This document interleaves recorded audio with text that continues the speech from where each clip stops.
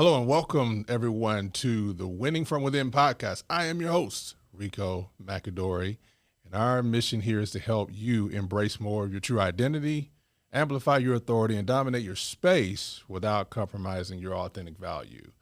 And this is Winning from Within, so we're dealing with identity leadership. I am the author of the Your God-Given Identity. That book was written a few years ago. What I didn't know was that it was going to be speaking to the times that we're in right now. And I didn't know that I would meet such great people just off a conversation from that book.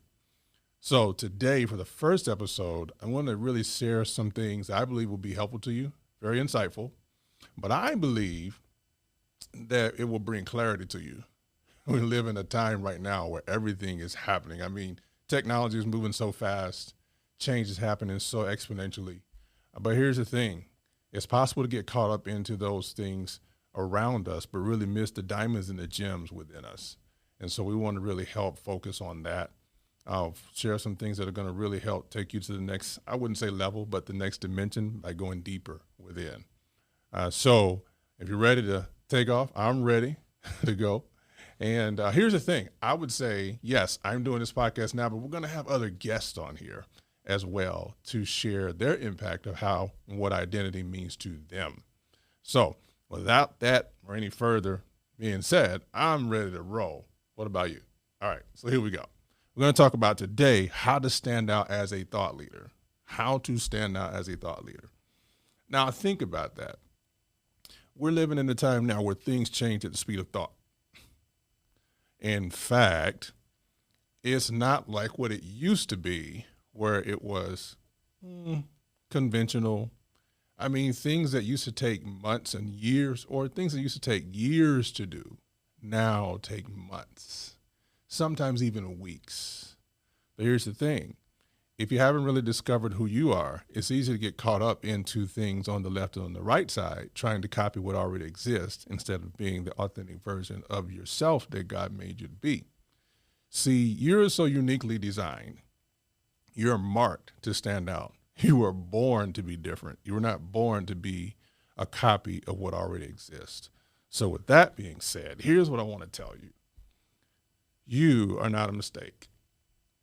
You are an intention in the mind of God. I want to say that again. You're not a mistake. You're an intention in the mind of God. So in this, I'm going to talk about 3 keys, but I'm going to give you a bonus key. Right? So we're going to talk about IPA. Now, in the business world, we hear IPA as income producing activity, right? But here's the thing. How I learned this in spending quiet time with God about you have to learn this IPA I'm going to discuss to be able to do the right income producing activity. What is that? That is identity, purpose, authority. Identity, purpose, authority. What do I mean by that? Well, identity is who are you? You as the individual. What's your unique fingerprint? Who are you deeply on the inside? That's what makes you different. That's what makes you stand out from a crowded place, right? So you're a king, you're a queen. King or queen of what? In this case, I say identity king for me because that's the area I specialize in, right? So I am a king, you are a queen in the kingdom. So you identify as royalty. You are in the identity of the greater king, right? And you are an expression of who he is and what thought he had in his mind before time even began. Before you even came, you already came loaded with an idea and a purpose that was needed for right now. So when you look at identity, who are you? Number 2 is purpose. This one right here deals with why. Why are you here? Let me say it this way. What problem made your birth or your presence necessary? You see, you're born to solve something. You're born, there was something that was here before you got here so that when you're here and when you leave here, it will be impacted in a greater way than before you came.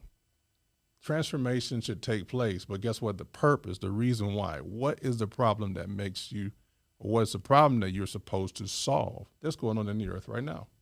And then number 3 is authority.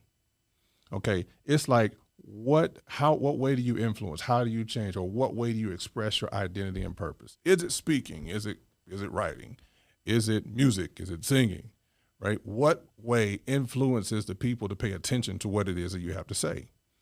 Or let me ask it this way. When we say authority, what change have you been authored to create? Now, I didn't say that word wrong, or you may think I probably created a word, but actually I didn't. I just said authored. Now, how do you spell that? Well, like author, A-U-T-H-O-R, but I just capitalized that and then lowercase e and lowercase d, authored. Why am I putting emphasis on authored? Well, it talks about authority, but if you look at the root word of authority, it is author. Most times when you hear authority, you hear it as a negative description, being told what to do, being bossed around, or maybe you've been someone who's experienced that from leadership. I'm not talking about that. I am talking about authority. When you look at it from the root word author, that definition means one who creates. So what change have you been authored to create? But I got one more I'm going to share as a bonus later, but stay tuned and you'll know what it is. So IPA, your first, in order to do the right income producing activity, you got to know your identity, purpose, and authority. Now, what does that do? Or when we say identity, we hear a lot about thought leadership, right? I mentioned that, I touched that a little bit earlier. But why is thought leadership so big? What makes thought leadership so unique? See, if my thoughts is what makes me stand out in a crowded marketplace. In fact, I said thought leadership is when an organization or individual is considered an authority within an industry or particular field. The opinions and advice of thought leaders are sought after and often recognized industry-wide.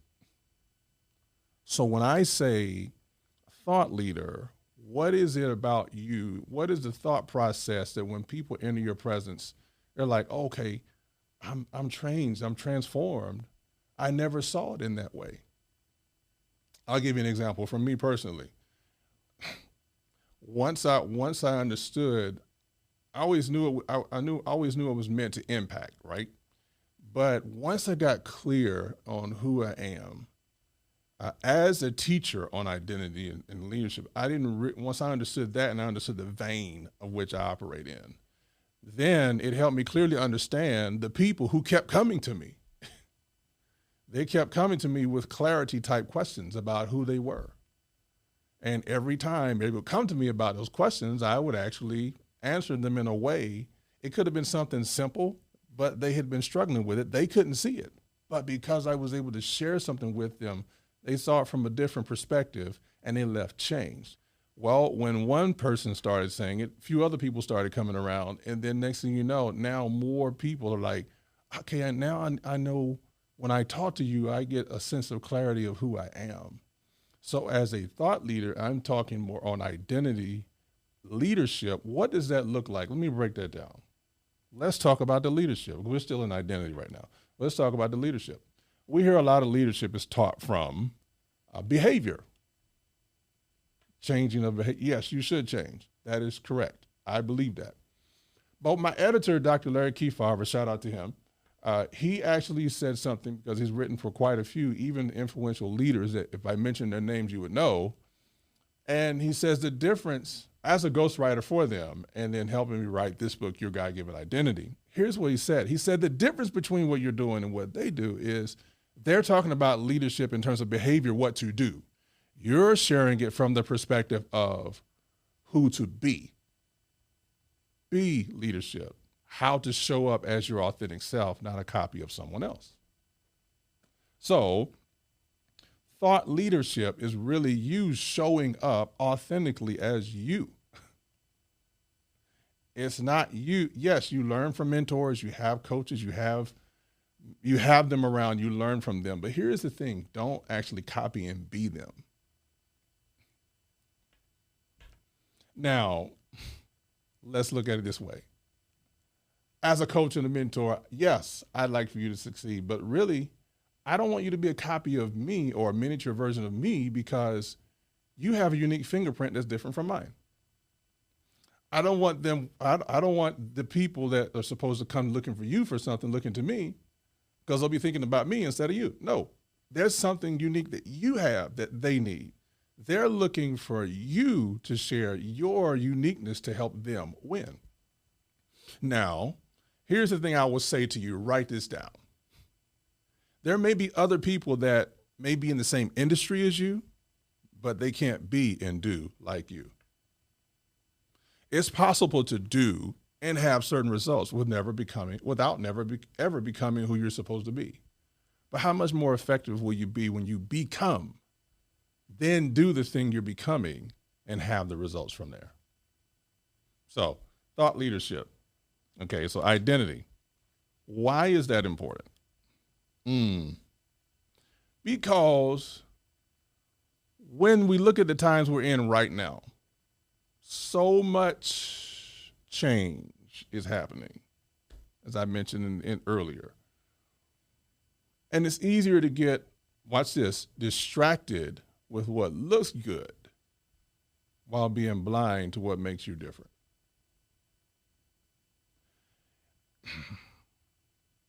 I heard a book by Jim Collins called Good to Great. And he says, good is the enemy of great. How many good things have we settled for, but missed the great thing that made us different? Just to fit in with what already is. When in fact, what already is will actually change. But if we don't see our uniqueness from within, what ends up happening is we become that's what is around us instead of actually releasing that which is within us.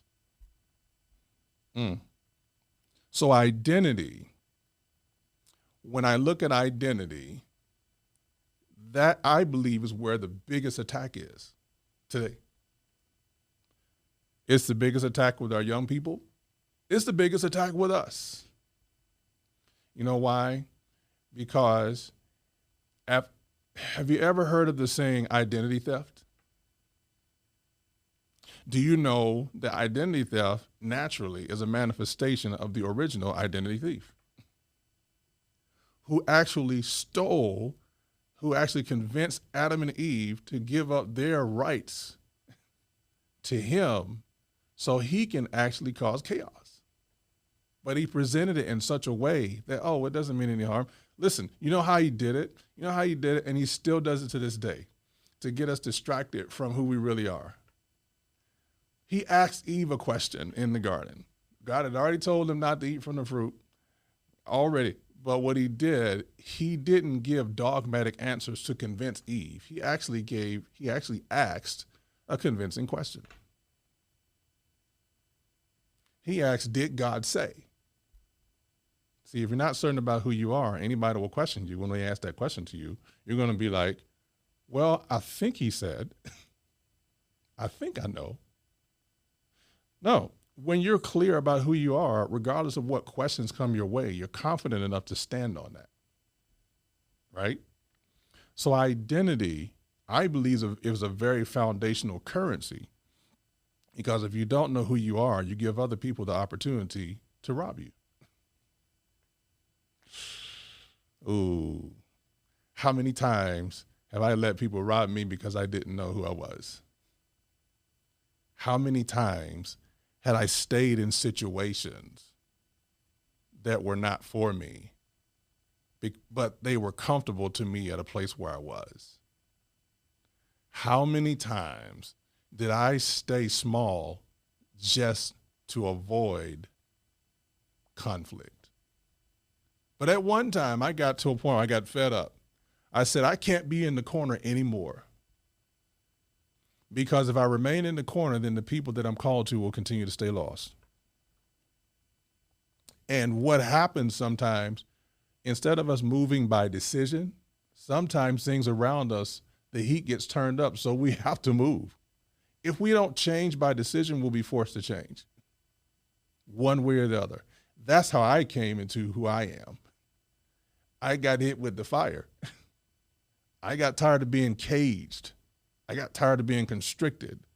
So I had to not look at everybody else, but I had to get closer with God and look within. Like, God revealed to me what it is that makes me unique. What makes me the apple in your eye to influence the people you've called me to help? Who can you speak? Who do you want me to help?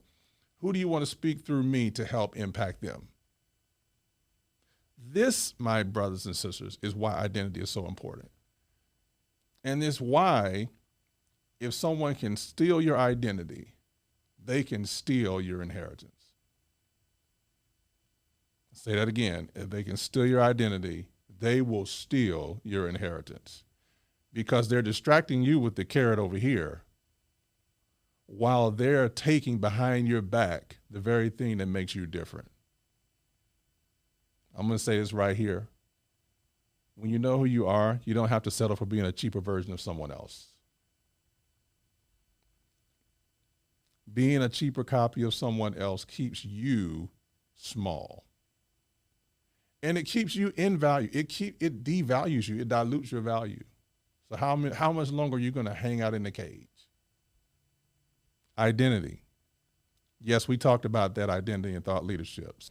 Number one was identity. Number two, now we're talking about purpose. Now let's look at this. It's the why question.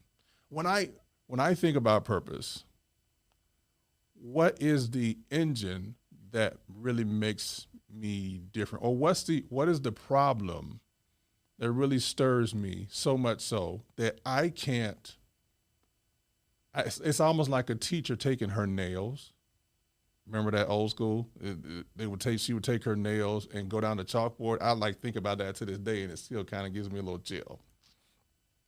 But that's what it is. What problem is it that irks you? What problem is that makes you like, I see this issue, but everybody else may not see it, but you see it. But then when you see it and you step into who you are, now it becomes clearer what the purpose of what that why is. Now it becomes people like, okay, I never thought of it that way.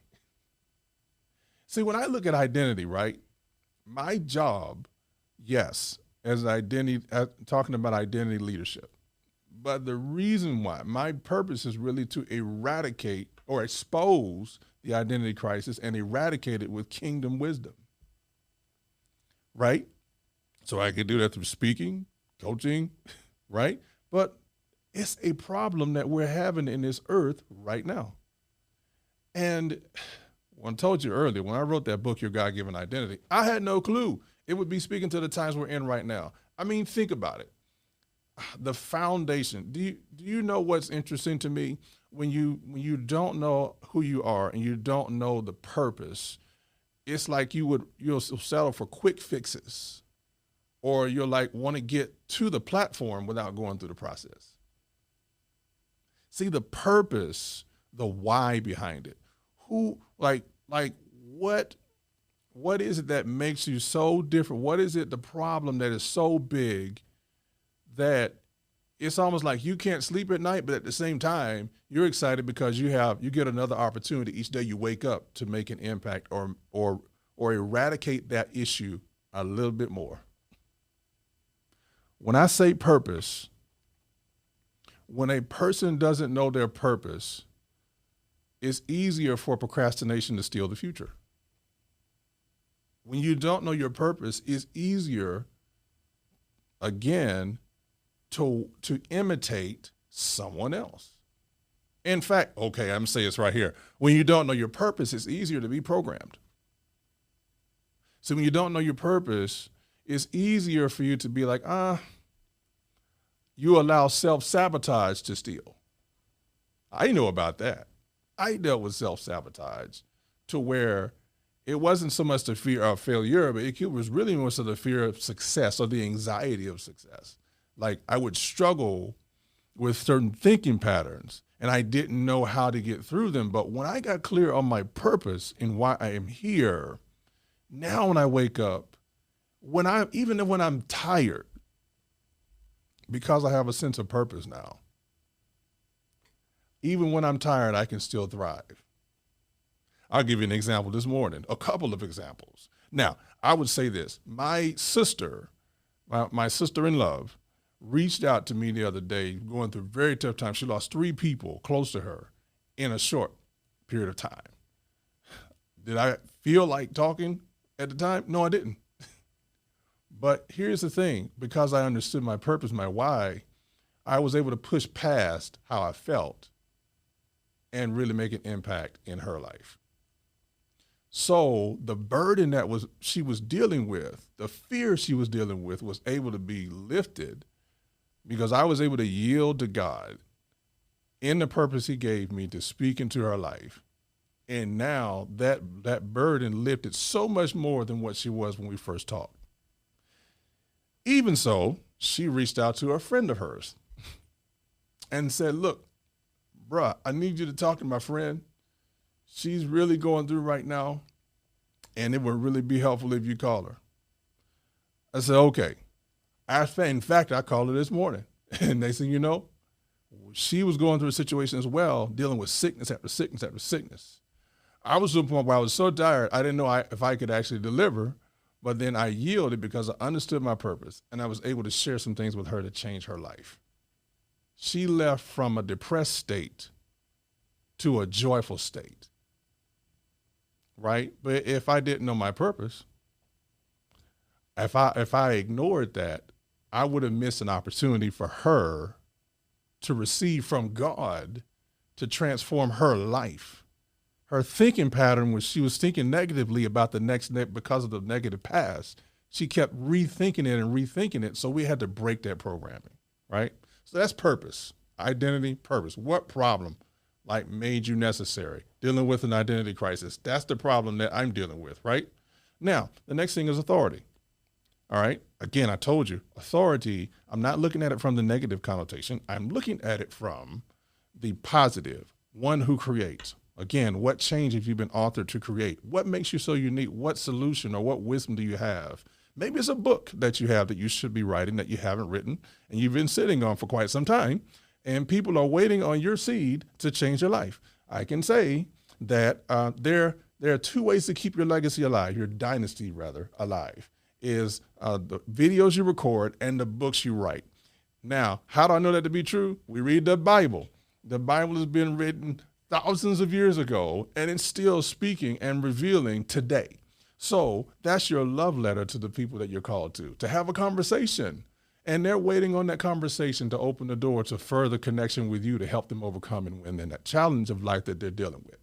So that's authority. That's one authority. That's one thing. You may not be able to be the next Beyonce. You may not be able to be the next person that's the biggest influencer on a certain network. Okay, we get that. One of the ways I found that to really help as an authority tool is to write your own book. When I wrote that book, Your God-Given Identity, I kind of opened up some things that I never would have had if I didn't write it. And then when I go places, now I have something that says, okay, here's what you can read even after speaking or doing an event. Here's a book that we have. That book turned into a shirt. And that shirt, it turned into a coaching program, right? So it's the one thing that you have that could be a seed that could help. And so that's one of the ways as authority, whatever area you specialize in, a book could be a great way to open the door for that, right? Maybe what I'm doing now, speaking. It could be the way you speak, the way you deliver. It's something about the way you share it that makes people never forget how you made them feel, right? That's what's important. And you got to recognize that. And this is why the enemy wants you to be blind to your effectiveness, because once you see it, you can't unsee it. Once you see it, you can't deny it. And here's the thing. Not only can you not deny it, the people you spoke to or wrote to can't deny it either. Now, that's identity, purpose, authority. All right? Now, when you look at this, I'm going to say this statement right here. I'm looking, when you know who you are, identity, and why you're here on earth, purpose, you position yourself to impact and create change as an authority. So we want to help you with this session concerning identity as we continue to go forward and with other guests. You're going to see how they have become uniquely the authority in their area by being unique in who they are, true to who they are. Okay. So here is the one thing, the last one. Now, you've been waiting around. I'm glad you're still here. So here is the last, and I mean absolute last point, but it's a very important key. Now, If I said the first one is identity, that's who are you. The second one is purpose, why are you here? The third one is authority. What change have you been authored to create? The fourth one is assignment. That's your who. Who are you called to? Most times your who is a clue to what you're called to do. Again, the people that keep coming to you, they keep coming to you for a certain reason, and you keep actually helping them, and they leave change. That's a clue. So once I understood who it was for me, leaders, right? Thought leaders, speakers, coaches, writers, creatives. Once I understood that and they keep coming to me, now I'm able to share some wisdom with them that's able to help. They can go into their world and transform their world and the people they're called to. Unlock potential that they had all along, but they never probably really saw because maybe no one valued them or no one understood the potential they had. Okay?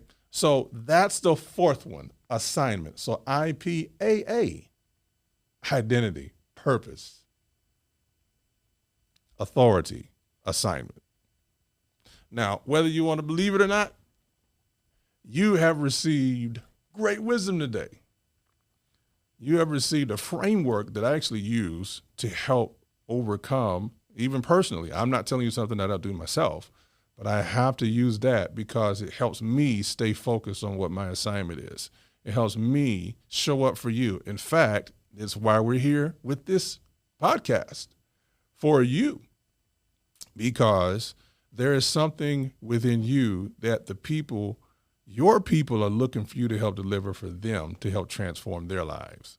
And I'm going to say this right now. You can write this down and come back a year from now or however, when you feel led to. If you don't show up, the people you're called to can't grow up. I'm saying it again. If you don't show up as who you authentically are, the people you're called to can't grow up and who they're supposed to be. So I'm telling you today, you are vitally important. You matter.